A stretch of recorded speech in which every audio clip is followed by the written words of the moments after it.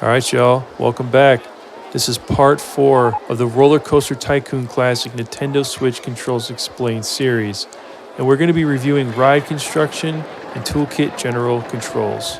If you're looking for Footpath Construction or Terraform controls, that would be part 3 of the series. You can head to the playlist section of my channel if you need that.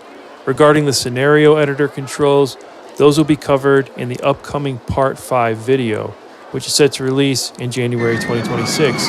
So keep that on your radar. Comment on this video for anything you'd like to see covered, explained, or demoed in part 5. One last sort of surprise is at the end of this video, we're actually going to be using some of our knowledge to build a roller coaster together. That may be interesting for some people, maybe not for others, no worries. There's going to be timestamps in the description, like always, so people can skip around and watch what they only want to watch. All right, without further ado, let's get started. We're going to start with the A button here, build section. That's going to be A. Pretty easy. Bulldoze previous section B. Going to press the B button down. All right, so adjust slope. We can press up or down here to adjust the slope. And then adjusting a turn left or right on the D-pad. Adjust bank. This one's going to have an extra button to hold, so we're going to hold down the ZL, just this back left button here. Now hold that down. We're going to press left or right on the D-pad. So same thing with cycle special options. We're going to hold down ZL.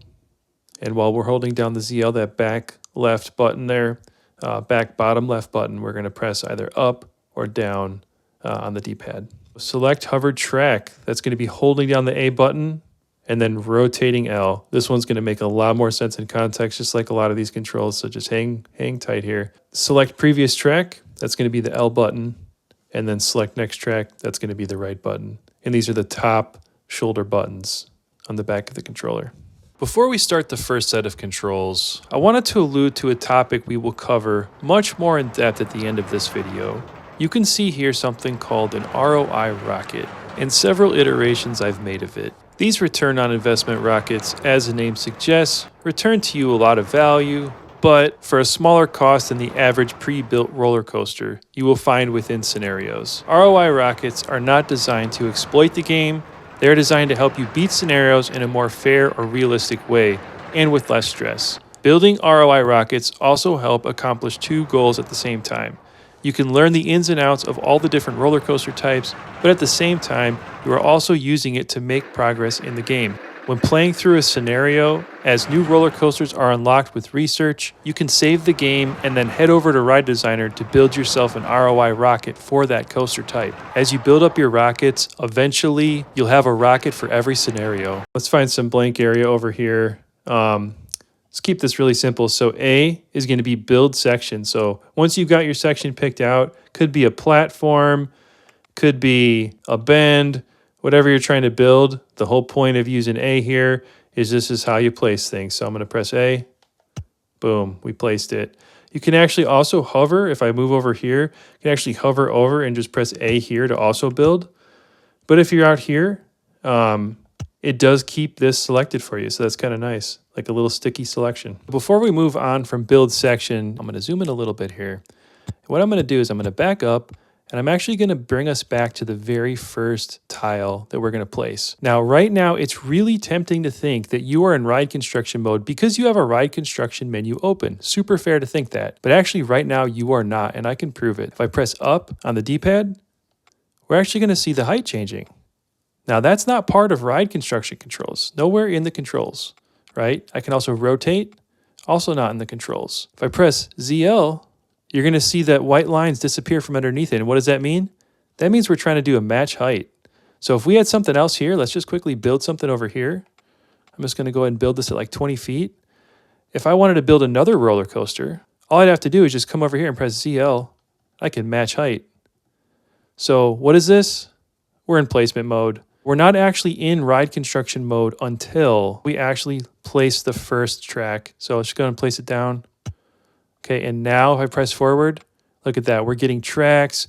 We're getting all sorts of ride construction controls, but you don't get that until you place first. I'll also say I do have a video out, 3.5. That video is going to help you learn all the ins and outs about placement, and it's going to address some of these things here that I'm talking about. Bulldoze previous section.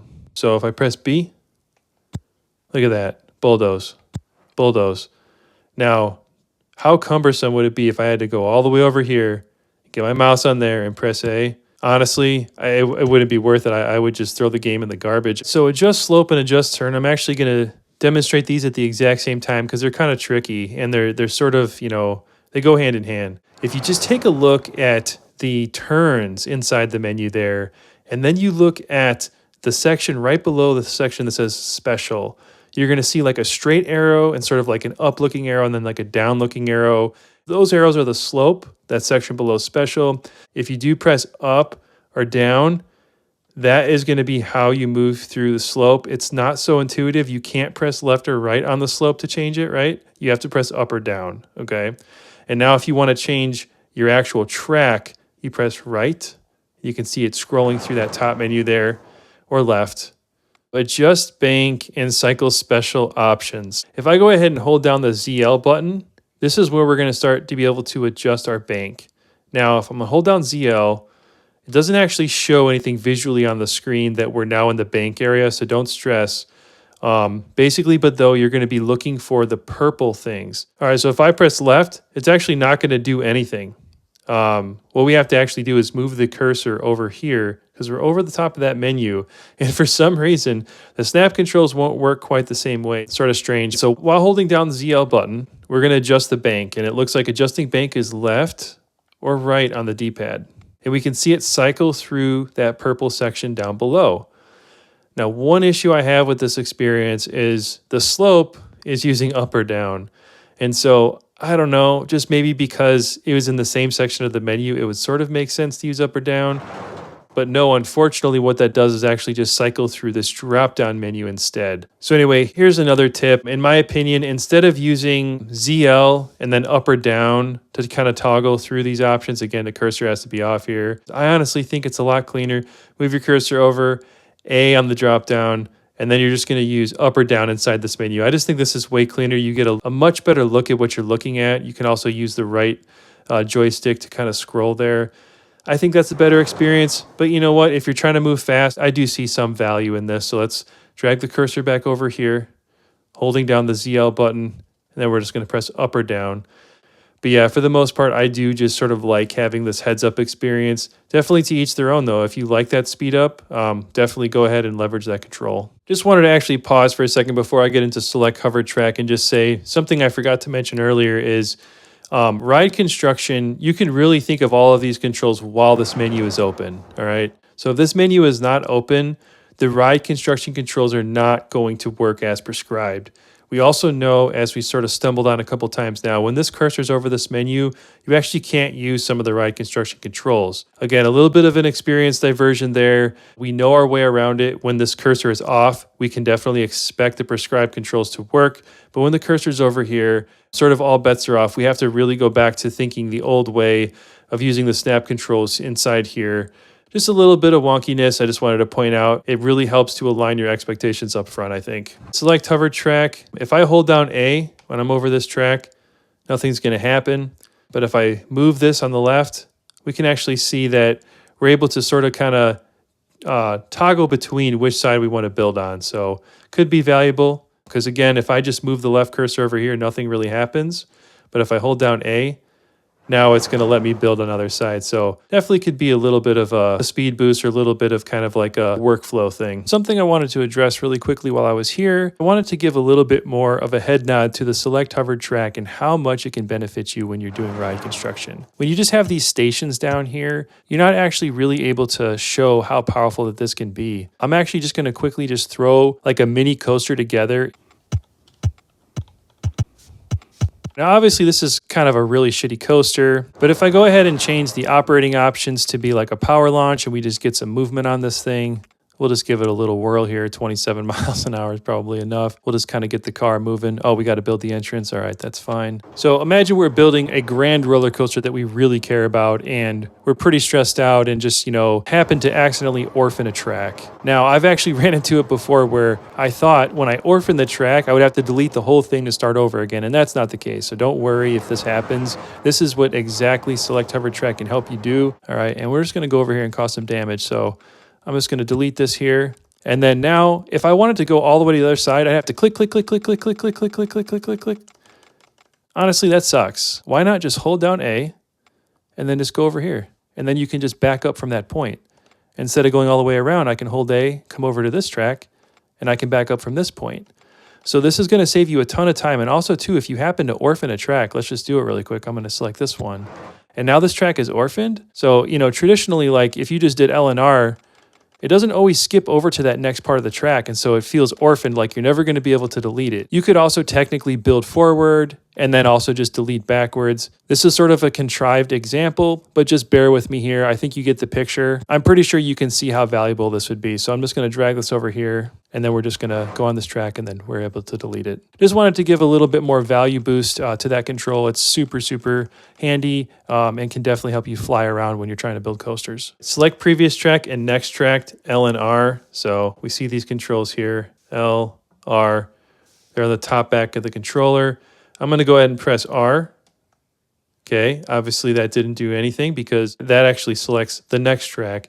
And if I do L, it goes into the previous track. L, previous track, L. Now we're going to start building the other way. So this is a nice way to kind of speed up your building process. We're actually going to jump to Toolkit General, and we're going to talk about go to previous step, which is going to be L, or go to next step, which is R. And the reason why that is because we are actually in the toolkit menu right now, technically in the Ride Designer.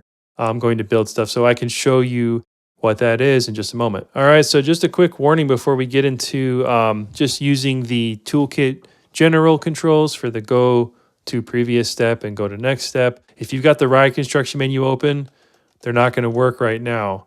Actually, if you were to go over here and pause the game, it's kind of hard to see, but you can kind of see the pause menu sort of pulled up down there at the bottom, like right below my thumb. But yeah, when the pause menu is open and you're off the Ride Construction menu, it's still not going to toggle. So the game has to be unpaused. You have to be off the Ride Construction menu, and you actually have to have the Ride Construction menu closed, and then you're able to use this. Now press R. And you can kind of see it's toggling between Ride Designer and Object Selection. So it's honestly just a fast way to basically toggle this menu down here with Y and then going using the D-pad. It's just really a fast way to do that. Now, here's the sad thing is if I press L, we're actually going to toggle a bug. So I'm just going to use R2 right here. I'm going to drag it over here with L. And it's going to show you if I press B, we can't actually close this menu like we can the other one. But if I press R and I press B, that'll let you close it. So there's a little bit of bug there with the object selection. Don't fret. You just have to go back, R, and then you can finally close it if you press B here. So I just wanted to start by giving us a little bit of, I guess, like goalposts, bit of a sandbox, I guess, to think in as we're sort of kind of doing this. If you look here, this is a vertical drop coaster, and this is the Gravity Gale. At an excitement intensity rating of 7, sort of kind of bordering 8, that's pretty damn good. I feel like the nausea rating is extremely reasonable. Consider those other high factors. That's pretty hard to achieve. And especially with a design that looks like this. Let's go ahead and close this menu. So let's take a look at this like spaghetti-like structure that the rider will be going through at pretty intense angles, pretty intense rates here. It's honestly impressive. This lead up is important because it helps communicate something that looks extremely complex like this, looks extremely intense, was still able to achieve this rating here. Honestly, if I were to slap something together like this, it would probably end up being like a 12 or a 13, and I have to really refine it. Usually the first time I build a coaster, I have to go back and tweak and make a bunch of observations and adjustments. This is exactly what we're going to be doing today with a looping roller coaster, which is a much more simple structure, but we're going to have to make the same reasonings and trade-offs. The ROI Rocket benchmark definition is excitement rating greater than or equal to 5, intensity rating between 5 and 9-ish. Say definitely if you're getting to 9.5, it's probably too much, so just kind of keep it 9 or lower. Nausea rating less than or equal to 7, but lower is better. Definitely keep the nausea rating low. Cost is going to be between 4 and 10K.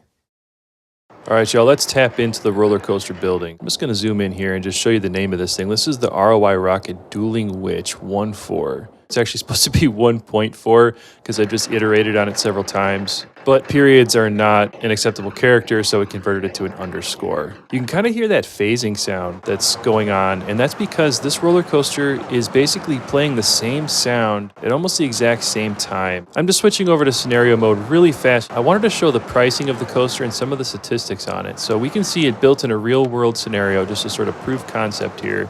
We do get 8.15. Nothing really changed with it. I'm not really sure why it gets 8.15 here. Maybe it's close to the water. I'm not really sure. I know that when it's close to certain landmarks, like I know when I build it near this mountain over here, it definitely seemed to affect the excitement even just a little bit. It also could be because there's like a roadway nearby over here. I'm not entirely sure, but regardless of the reason why we get a little bit of a boosted stat there, we do see that we do achieve the same exact stats that we got when building it in Ride Designer. And that's just important, sort of kind of like a proof. Now, down here in the bottom right, we get 6,993 for the price. That's extremely good, especially for this rating. So let me go ahead and break that down really fast. You can absolutely expect these ratings when it is in synchronization mode. I'm going to go over that a little bit later when we actually get into building the station and we selecting the options. But I just want to sort of notate that really quickly. If you don't build it in synchronization mode, the excitement rating is probably going to top out around 7.7, which is still pretty damn good. Intensity rating and nausea pretty much stay the same, even if it's a solo coaster. All right, so let's head back into Ride Designer. I'm going to load up our session here. Let's start building the coaster. So press Y, and it's going to shoot you down to the build menus, and then you're going to press A on Build New Ride Attraction. Then you're going to go over to the roller coaster tab using the D-pad, A on the tab. Then you go down to Looping Roller Coaster. That's what we're going to start with. Next thing, select Build Custom Design. All right, now go ahead, and once this is open, you're going to drag your cursor out over here. We're going to rotate, press left on the D-pad to rotate, and you're going to press up. Let's go ahead and go up to 15 feet, because that's actually where our ride's going to start, and then go ahead and place the first item. Now we're in ride construction mode. Next thing you're going to want to do is you're going to want to place 5 more of these stations. So 1, 2, 3, 4, 5. And the next thing we're actually going to do is we're going to place the entrance and the exit. The entrance we're going to go ahead and place at the very back right here. So I'm going to grab the entrance, drag it over here. Then we're going to press A to place. Exit is going to go second from the end on the same side. So they're right here. Now these entrance and exits are placed in a very strategic place. Because the coaster does get pretty windy, it is kind of hard to actually escape the coaster when you're trying to exit with the exit pathway and the entrance pathway. So I know these positions work. You might actually be able to find a more successful variation of pathways, and you can experiment with those, but I do recommend placing them here for now just to make sure your coaster finishes the same way mine does, but definitely feel free to experiment if that's what you're into. The next thing we're going to do is we're going to use the L and the R here. I think L, yep. We're going to go all the way down here to the end. And then what you're going to want to do is press up to get to track. And essentially now, because we're going backwards, it's actually going to look like it's going down here in this menu. But technically we are going up, okay? So what we're going to want to do real quick is because the chain is not part of the hot controls, we're just going to go ahead and select the chain manually from the menu and press A. And then we're going to press up. This brings you into a more extreme slope, and we're just going to keep pressing A. We're going to go all the way up until we hit 90. Once you get to 90, what we're going to do is press down, and then you're going to just build that little bend there. Now this little bend here is actually pretty important. It actually takes away 0.3 intensity if you use the bend here instead of another extreme angle. Go ahead and hold down the A button, and we're just going to drag it all the way to the front of the coaster here. And then once you see it light up green there, just let go of the A. The next step is going to be pressing down on the D-pad so we get to that level track, and then we're going to hold down ZL, which is the back left bottom button, and we're going to press right on the D-pad while holding it down, and that's going to bank our turn to the right. This is an important first step. We're going to press A. And what this is going to do, this is going to unlock helix turns for us. So I'm going to hold down ZL again, and now I'm going to press down on the D-pad until we get to something called helix large down. Okay? You're going to press A, you're going to press A, you're going to press A. So let's review that really quick. We got one bank turn turning to the right, and then we've got 1, 2, 3 large helix downs. And if you're there, go ahead and rotate your camera angle now, just a couple times, holding ZL and pressing left, and now we're here. All right, the next step is going to be coming out of the bank turn, and how we're going to do that is we're going to press up on the D-pad, And then we're going to keep pressing up until we get to the straight arrow here. You can see that up there in the menu. Okay, you have to press it a few times. And now we're going to press down on the slope. And now it leveled out. You can see the green track appeared back. So you're going to go ahead and build that to come out of the bank turn. And the next step we're going to do is we're going to build one more 0 here. And then we're going to press up on the D-pad to do a slope. What this is going to do, this is going to set us up for a loop. So press A to build. Now hold down ZL, press down on the D-pad. And now this is going to pop a loop. We're actually going to do a right loop. And once you got that right loop, go ahead and press A to place or build. And now you're going to want to press up on the D-pad. It's going to level out the track. We're just going to scroll over this way. And the next thing you're going to want to do, we're going to want to place 1 0 going straight. And then we're going to want to do 1 0 going upward.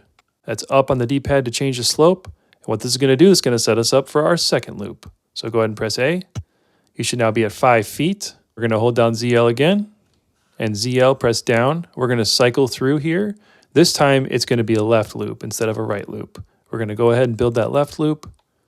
Next step is we're going to go immediately into a bank turn to the right. So how we're going to do that is we're going to press up on the D-pad to flatten out. Then we're going to go ahead and hold down ZL and then press right. That's going to bank our turn to the right. This is going to set us up for the next setup here. The default turn that gets selected after this bank is the one we want. So we can just go ahead and press A and then go ahead and press A again. And now I'm going to rotate my camera to the left just to see where we're at here. What we're going to want to do is we're actually going to want to start kind of coming out of this turn. So we're going to press up on the D-pad. And then you're going to press up on the D-pad again. And that's going to get you into like straight up here. And you're just going to hold down ZL and press right to bank it. Then press A. And what this is going to allow us to do is going to allow us to go into a sharper bank turn so we avoid the exit here. So go ahead and press right. And it's going to bank just right past the exit. Press A. Perfect. Now we're going to straighten it out. And what this is going to do, we're going to thread the needle. We're going to go right through this loop here. This is not only going to increase excitement, but it also sets us up later to thread the needle again on the other loop. So here we go. All right, and we're going to want to get it up to 30 feet. So just press A. We're going to go up here. It's going to keep it nice and steady, get through that loop. And then once we get here, press A one more time. And then we're going to press down on the D-pad. We're going to level it off here at 35.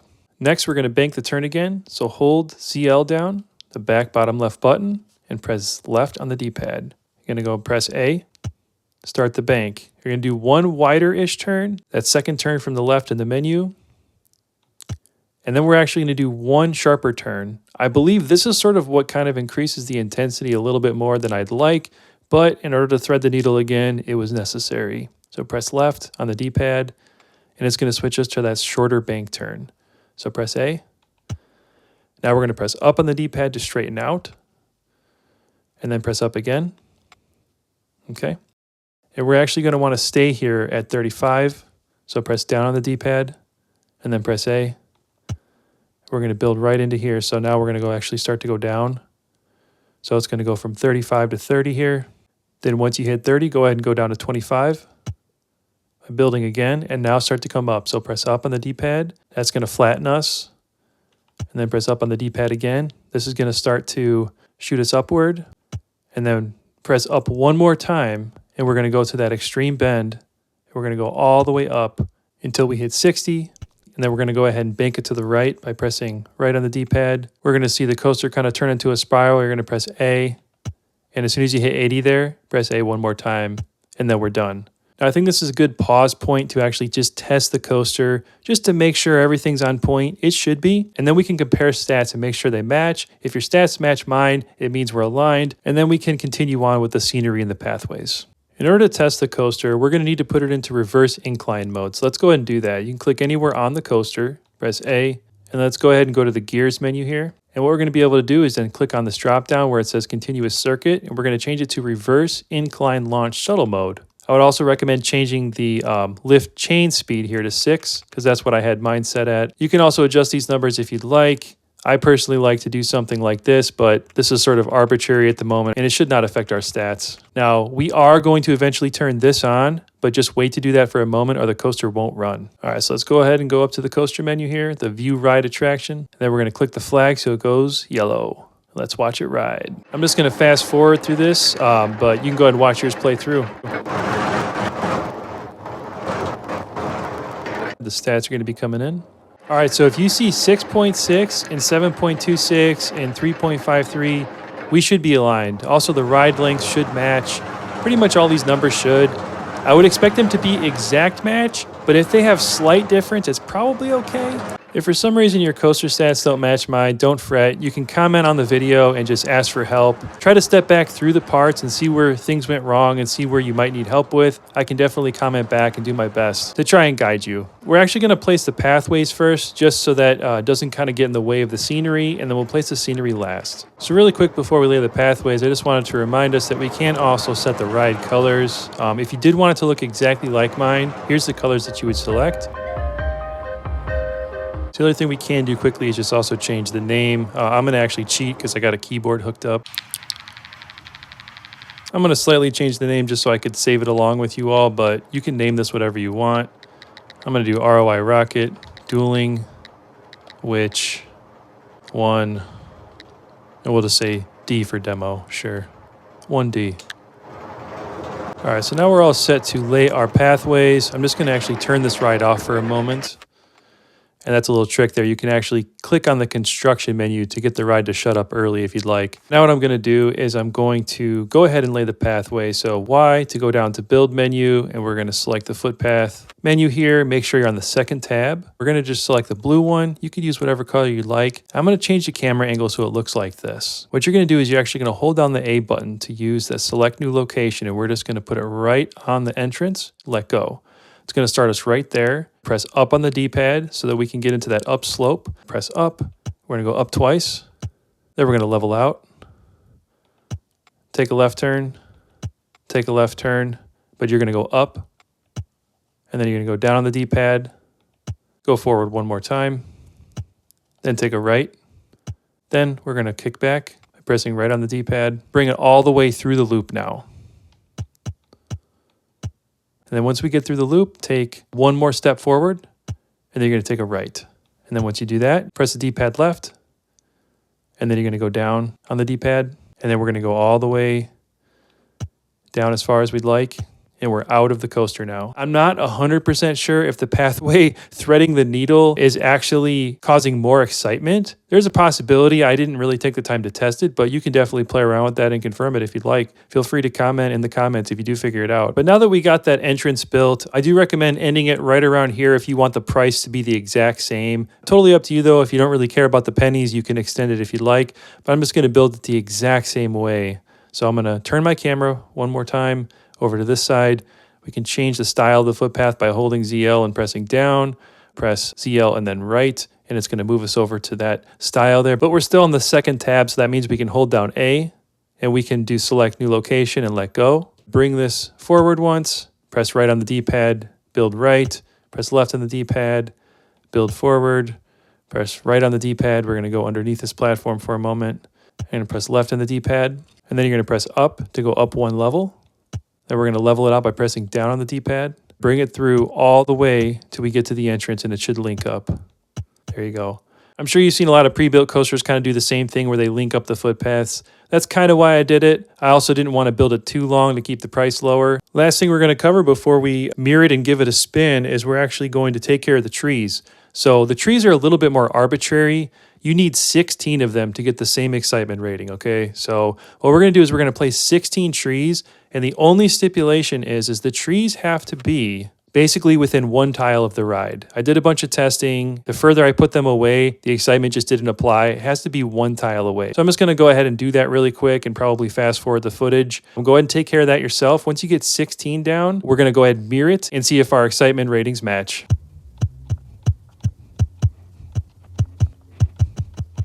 Go ahead and zoom out and flip your camera so that you're looking at the station at the same angle that I'm looking at right now. I suppose what we have to do before we mirror the ride is we do have to save it. So let's go ahead and save this ride. Should already be named, so that should make it easy. And then we're going to go down to the stopwatch. Oh, shoot. Okay, so we're going to have to run the ride first. I'll go ahead and fast forward that. Let's go ahead and look at the results here. Okay, that looks pretty good. That looks accurate to me. We haven't gotten that excitement boost yet from the synchronization, but we're about to get it. So let's go ahead and click Save the Ride down here. And then we're just going to click Select Nearby Scenery. So it selects all the pathways and trees. And then we're just going to go ahead and click Save here. All right, so it's been saved. And now what we're going to do is we're going to build it again. We're going to go down to the Build menu. Then we're going to go into the roller coaster. Find your coaster, and then what you're going to want to do is make sure include scenery is checked, and then we're just going to click on it here. Now we're actually going to use a hidden control. It's not actually advertised in the control menu, but if you hover over here, we're actually going to see mirror image. So this is a control and it is mapped. It's just not advertised in the control menu. You can actually watch my placement video 3.5. You can find that in the RollerCoaster Tycoon playlist. So that being said, let's go ahead and mirror it. I'm going to zoom in a little bit. We're going to get these platforms just perfectly aligned here. Press up to mirror it. Now when we pull it back here, what's going to happen is these things are going to look like they're dueling together here. Once you get it there and the platforms are completely aligned, you're going to want to press A. And I'll just zoom in for clarity. You can see that the platforms are perfectly aligned there, okay? So I'm going to go ahead and zoom out. We're just going to verify that this is twisting this way and this one's twisting that way. So it does look mirrored. This does look accurate. Looks like we got a Pacific Northwest forest surrounding us. It's great. Go ahead and kick on that setting that we talked about, the synchronization. This is going to give us our last bit of excitement boost. So go ahead and go to this tab here with the cogs. It's going to be operating options. And in operating options, click this synchronize with adjacent stations. And we're going to do it for each of these rides here. We're also going to do it for this one that we just mirrored. Synchronize with adjacent station. Leave the game paused for a moment. And we're going to switch this to off. And we're going to switch this one to off. And what we're also going to do is we're just going to quickly toggle the construct menu. It's going to send the coaster basically back to home. If you don't do that, the coaster can just finish out, but I like to do that to speed things up. All right, so once that's done, before you unpause the game, go ahead and click on each station. Toggle the yellow flag, toggle this yellow flag, and now they will start in synchrony. Press start. And if you set it up right, they both should be moving back together. If the coasters are not both moving back together, it means there's something wrong. We're definitely going to see them here. They're going to meet up here at the end. Very cool. All right, cool. So they're about to finish and get their stats. I'm just going to go here. We're going to see what they both stat. They should both stat. Oh, this one already showed up. Look at that. 813, so we're in the money. Let's see what the other one shows up as. They should both be equal. So they both showed up as 813. We've done our job. So that's really it, y'all. We're done building the ROI Rocket Dualing Witch. Please do me a favor, and if you learned something today, please go ahead and leave a comment. That would really help me out. Like the video, send it to a friend. I'm really excited to make the last one. The last video that's up and coming is all about scenario editor. And there's a lot to learn. There's a few bugs to talk about, and I can't wait to get into it next. The video should drop probably sometime at the end of February or maybe early March. I'll see you then. Well, I just had Ride Designer crash on me. Yikes.